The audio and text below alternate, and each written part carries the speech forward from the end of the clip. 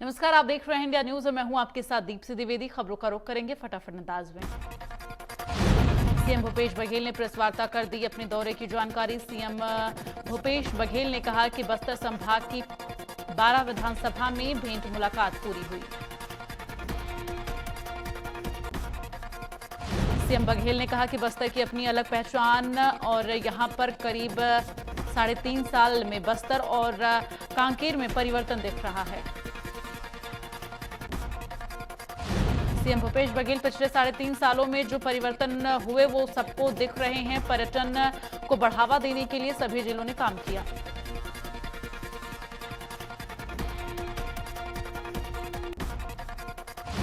कांकेर विधानसभा क्षेत्र के कार्यों का लोकार्पण एवं शिलान्यास। सीएम भूपेश बघेल ने कांकेर जिला मुख्यालय के विश्राम गृह में 124.48 करोड़ रुपयों के 72 विकास कार्यों का लोकार्पण एवं भूमि पूजन किया।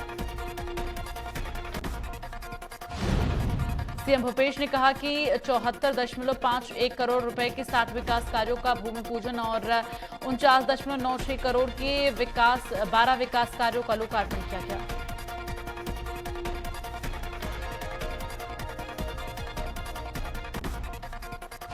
सीएम शिवराज ने घटनास्थल का लिया जायजा। सीएम शिवराज के साथ उत्तराखंड के सीएम पुष्कर सिंह धामी भी मौजूद रहे।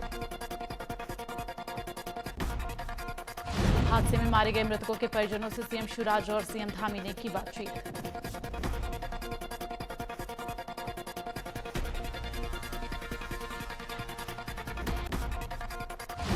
चार धाम यात्रियों से भरी बस रविवार शाम को यमुनोत्री नेशनल हाईवे पर डामटा रिखाऊ खड्डा के नजदीक बेकाबू होने के बाद खाई में जा गिरी थी। हादसे के वक्त बस में 28 यात्री समेत 30 लोग सवार थे, जिसमें 26 लोगों की मौत, 4 घायल।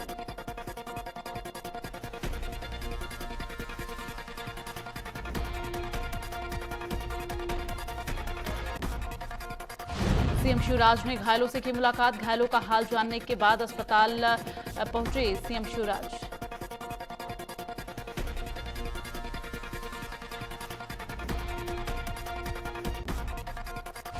सीएम शिवराज ने मृतकों के परिवार को 5-5 लाख रुपए मदद देने की घोषणा और गंभीर रूप से घायलों को 50,000 रुपए दिए जाएंगे और घायलों का फ्री इलाज हो रहा है।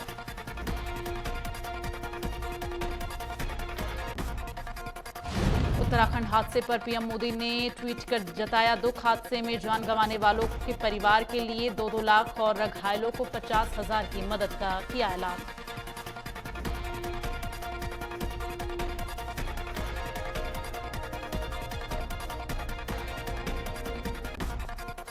उत्तराखंड सरकार में मृतकों के परिवार को 1-1 लाख रुपए जबकि घायलों को 50,000 सहायता राशि देने का किया ऐलान।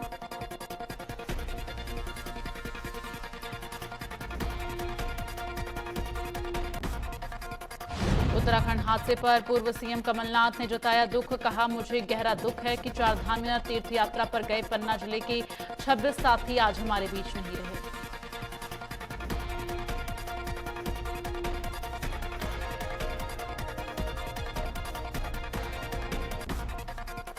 कमलनाथ ने कहा कि मैं उनकी आत्मा की शांति के लिए ईश्वर से प्रार्थना करता हूं। दुख की इस घड़ी में हम पीड़ित परिवारों के साथ।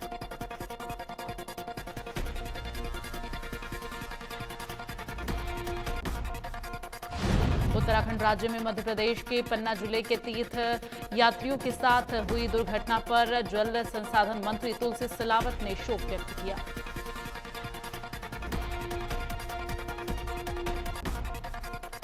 मंत्री तुलसी सिलावट ने कहा कि प्रदेश के संवेदनशील सीएम शिवराज इस पूरे घटनाक्रम में मृतक और घायल व्यक्तियों के साथ में हैं।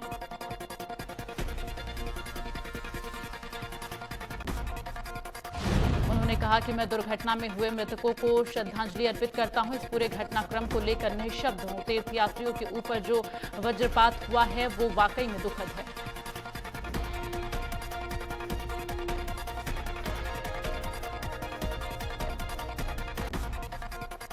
उत्तराखंड हादसे में बड़ा खुलासा। बस के स्टीयरिंग खराब होने से हुआ हादसा। हादसे की जांच जारी। हादसे में 26 लोगों की हुई है मौत।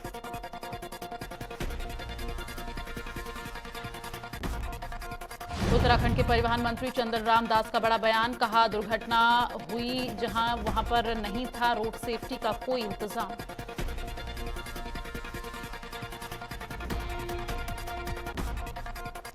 मंत्री चंदन राम दास ने कहा कि नेशनल हाईवे होने के बाद भी ये सड़क सिंगल है, सड़क किनारे नहीं लगाए गए हैं सेफ्टी वॉल्स। उत्तराखंड के परिवहन मंत्री चंदन राम दास बोले, हादसों को रोकने के लिए ठोस नीति बनाए जाने की जरूरत।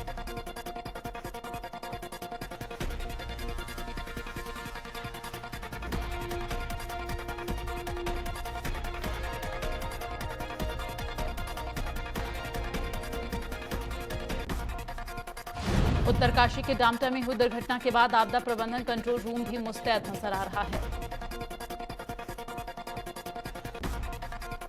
हादसे के बाद आपदा प्रबंधन विभाग में विभागीय कर्मचारियों की ड्यूटी लगाई गई है, जो चारधाम यात्रा के साथ साथ अन्य पर्यटक स्थलों से लोगों की जानकारी ले रहे हैं।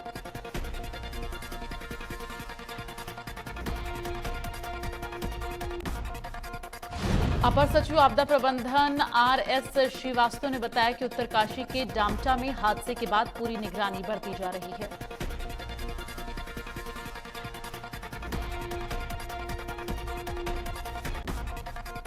उत्तराखंड बस हादसे पर पन्ना कलेक्टर ने दी जानकारी। कलेक्टर ने बताया कि अभी तक बस हादसे में कुल 24 तीर्थयात्रियों की मौत की पुष्टि हुई है।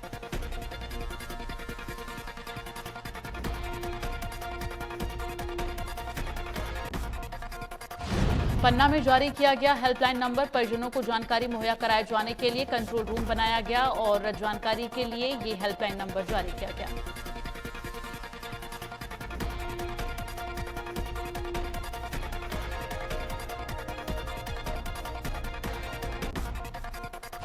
उत्तराखंड के उत्तरकाशी बस हादसे में मृतक अवधेश पांडे के भाई ने बताया कि उनके भाई, भाभी, बहन और परिवार के अन्य सदस्यों की मौत हो गई है।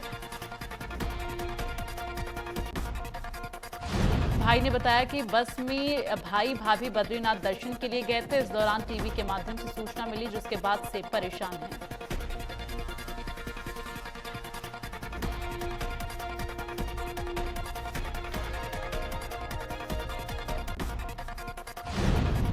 बालाघाट में त्रिस्तरीय पंचायत चुनाव में आज नाम निर्देशन पत्र जमा करने की अंतिम तारीख।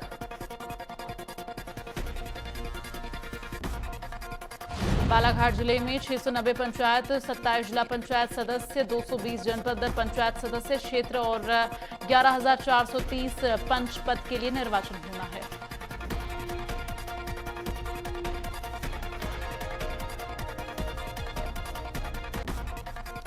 महापौर के टिकट के लिए बीजेपी में मंथन, 7 जून के बाद बीजेपी संगठन में शुरू होंगी बैठकें। सांसद या विधायक को नहीं दिया जाएगा टिकट।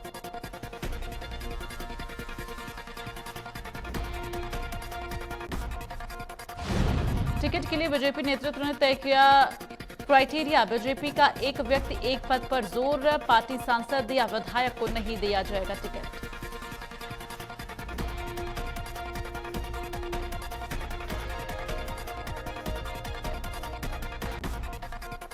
ग्वालियर में टिकट के लिए दिल्ली भोपाल के बीच दौड़ जारी। पार्षद पद के लिए लगभग 180 लोगों ने ठोकी दावेदारी। महापौर के लिए 2 लोगों का बायोडाटा जिलाध्यक्ष के पास पहुंचा।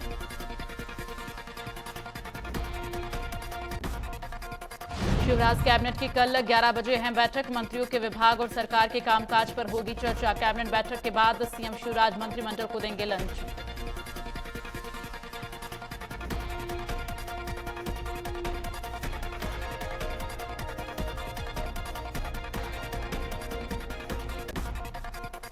रायपुर पुलिस ने तेली बांधा वीआईपी रोड के युवक युवतियों के मारपीट के वायरल वीडियो पर लिया संज्ञान। मारपीट का हुआ था वायरल वीडियो।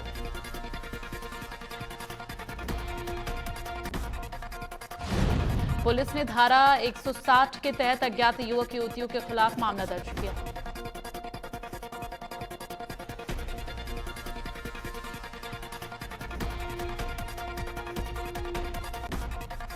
वीआईपी रोड पर हुई मारपीट के वीडियो को लेकर नेता प्रतिपक्ष धर्मलाल कौशिक का बड़ा बयान। कहा, रायपुर समेत छत्तीसगढ़ अवैध नशे का बन रहा।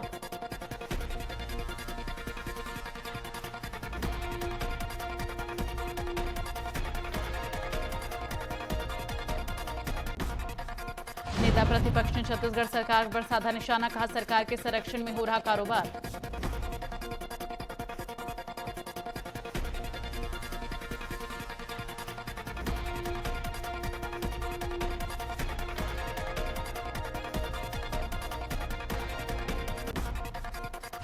ग्वालियर में कांग्रेस नेता ऋषभ भदौरिया की पत्नी भावना को गोली मारकर भदौरिया फरार, हत्या कर मौके से फरार कांग्रेस नेता।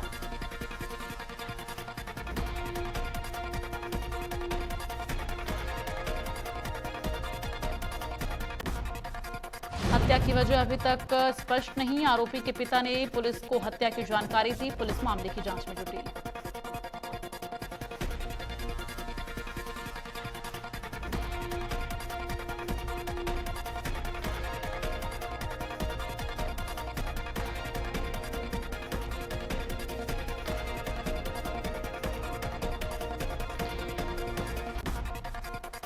धमतरी में जनहित सुविधाओं के लिए लंबा इंतजार करना पड़ रहा है। सिहावा रोड में बन रहे ऑडिटोरियम का 6000 वर्ग फुट में निर्माण हो रहा है।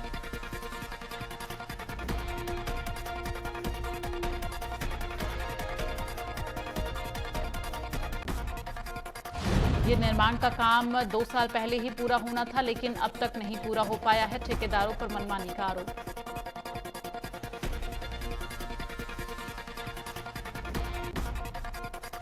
इंदौर पुलिस ने बड़ी कार्रवाई करते हुए शातिर वाहन चोर गिरोह के 2 बदमाशों को गिरफ्तार किया। दोनों आरोपियों के पास से चोरी के 12 वाहन जब्त और साथ ही चोरी के वाहन खरीदने वाले 2 लोगों को भी पुलिस ने गिरफ्तार किया।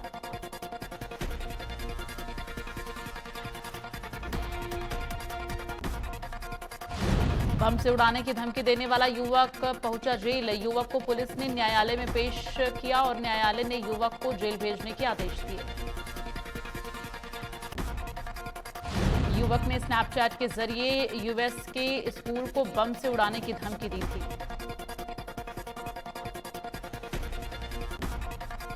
इंदौर के सायाजी होटल के पास रिलायंस ग्राउंड के झाड़ियों में भी लगी भीषण आग और सूचना पर पुलिस और फायर ब्रिगेड की टीम मौके पर पहुंची। आग पर काबू पाने के लिए टीम जुटी और मामला विजयनगर थाना क्षेत्र का है। आग से किसी भी जनहानि की सूचना नहीं।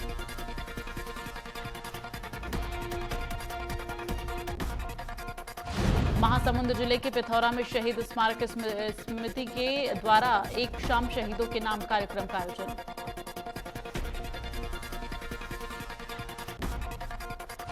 कार्यक्रम में जिले के 19 शहीद परिवारों को सम्मानित किया गया। शहीदों की शहादत को याद करते हुए उन्हें श्रद्धांजलि अर्पित की गई। कार्यक्रम में महासमुंद जिले की पुलिस अधीक्षक विवेक शुक्ला, जिला पंचायत सीईओ एस आलोक, नगर पंचायत अध्यक्ष आत्माराम यादव समेत कई नेता मौजूद रहे।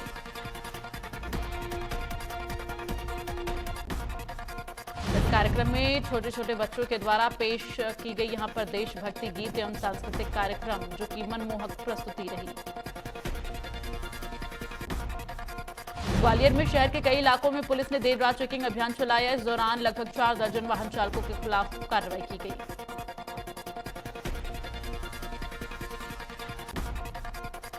नशा कर वाहन चलाने वाले 38 लोगों को पुलिस ने किया गिरफ्तार। 25 ऐसे कार सवारों पर भी कार्रवाई की गई जो कार के अंदर बैठकर शराब पी रहे थे।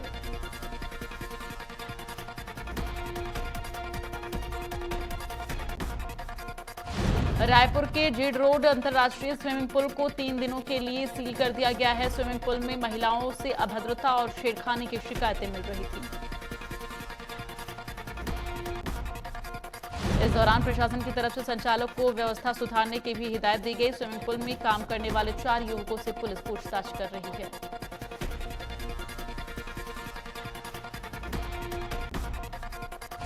विदिशा की गंजबा सौदा में बंद विचाराधीन कैदी तेज सिंह को जेल से सरपंची का चुनाव लड़ने की अनुमति मिली।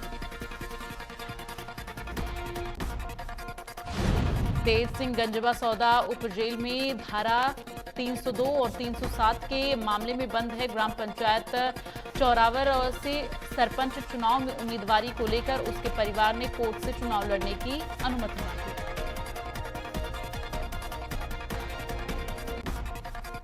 जेलर आलोक भार्गव ने बताया कि तेज सिंह के निर्वाचन दस्तावेजों पर हस्ताक्षर कराने के कोर्ट से निर्देश मिले।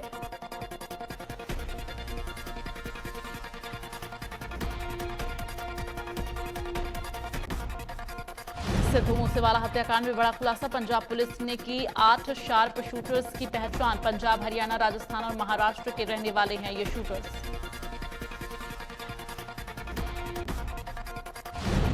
सभी शूटर्स का लॉरेंस गैंग से कनेक्शन होने की खबर। पंजाब पुलिस को शक है कि इन्हीं शार्प शूटर्स ने 29 मई को मानसा में पंजाबी सिंगर की गोली मारकर हत्या की है।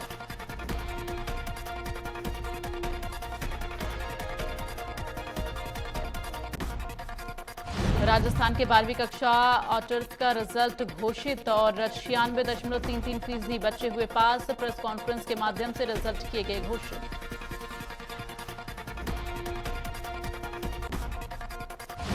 देश में पिछले 24 घंटे में कोरोना के 4,518 नए मामले आए सामने, जिसके बाद देश में कोविड केसों में 5.8% की बढ़ोतरी दर्ज की गई। पिछले 24 घंटे में कोरोना वायरस से 9 लोगों की मौत। सरकारी आंकड़ों के मुताबिक देश में इस समय कोरोना के कुल एक्टिव केसों की संख्या 25,782 है।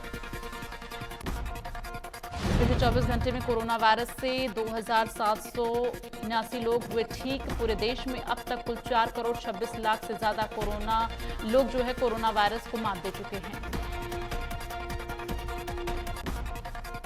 मध्य प्रदेश में पिछले 3 दिन से लगातार 40 से ज्यादा नए मरीज मिल रहे हैं। कोरोना के 2 हफ्ते में आंकड़ों को देखें तो 567 नए संक्रमित मरीज मिले हैं। प्रदेश में 248 एक्टिव केसों की संख्या। इनमें सबसे ज्यादा 58 एक्टिव केस इंदौर में हैं।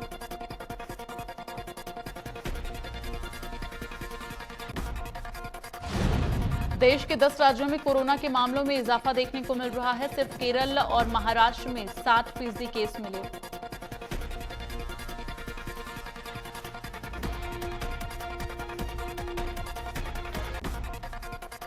केरल में एक हफ्ते में 8,000 केस मिले हैं। ये पिछले हफ्ते की तुलना में 65% ज्यादा है।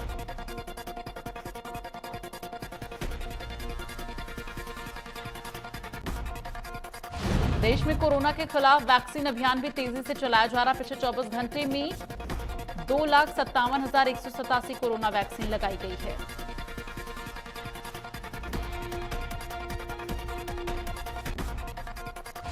राजधानी सहित मध्य प्रदेश में गर्मी का कहर जारी। भीषण गर्मी से परेशान मध्य प्रदेश के लोगों का कहना कि तापमान जितना है उससे ज्यादा महसूस हो रहा है।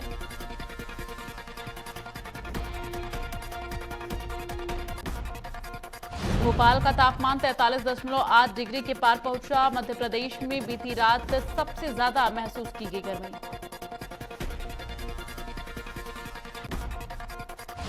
बॉलीवुड हीमैन धर्मेंद्र की बिगड़ी तबीयत और मुंबई के रीच कैंडी हॉस्पिटल में कराया गया भर्ती। 86 साल के धर्मेंद्र को पिछले महीने भी हॉस्पिटल में भर्ती कराया गया था। धर्मेंद्र अपनी अपकमिंग फैमिली ड्रामा फिल्म की शूटिंग के दौरान बीमार हुए थे। एक्टर सलमान खान और उनके पिता सलीम खान को जान से मारने की धमकी मिलने के बाद उनकी सिक्योरिटी बढ़ा दी गई है।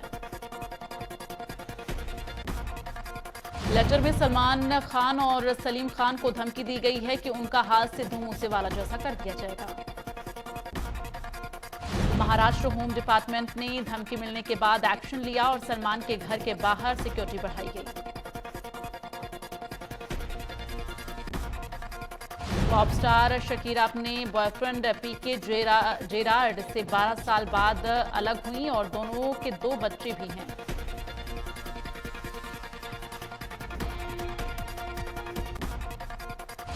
छत्तीसगढ़ के बिलासपुर शहर के रहने वाले संदीप श्रीवास्तव को आईफा अवार्ड्स में सम्मानित किया गया।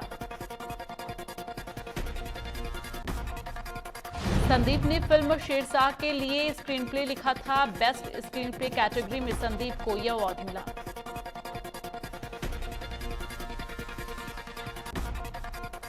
नाइजीरिया के ओवो शहर के सेंट फ्रांसिस चर्च में गोलीबारी। पब्लिक रिप्रेजेंटेटिव एडेलगेवे टिमलीन ने बताया, घटना में 50 से अधिक लोगों के मारे जाने की खबर है। कई लोग घायल हुए हैं। अभी मृतकों का आंकड़ा आधिकारिक रूप से जारी नहीं किया गया है। बताया जा रहा है कि कुछ हथियारबंद लोग चर्च में घुसे और फायरिंग शुरू कर दी। एक जोरदार धमाका भी हुआ। रविवार शनिवार को रूस ने यूक्रेन के पूर्वी शहर सेवेरोडेंस्क में कई मिसाइलें दागी हैं। मिसाइल हमलों में किसी के मारे जाने की खबर नहीं है। कुछ लोग घायल हुए थे जिन्हें इलाज के लिए अस्पताल भेजा गया। यूक्रेन के सशस्त्र बलों के जनरल स्टाफ ने दावा किया है कि अब तक हमने रूसी सेना के 31,000 सैनिकों को मार गिराया।